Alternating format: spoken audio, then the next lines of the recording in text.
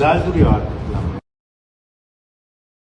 Herkese salam, kanalıma hoş geldiniz. Türkiye'nin tanınmış aktrisası Ebru Şahin'den yepyeni görüntüler geldi. Ebru Şahin birbirinden mühteşem görüntüleri sosyal medya hesabında sevenleriyle bölüştü.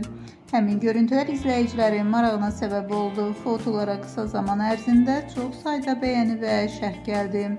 Söz gedən görüntüləri təqdim edirik.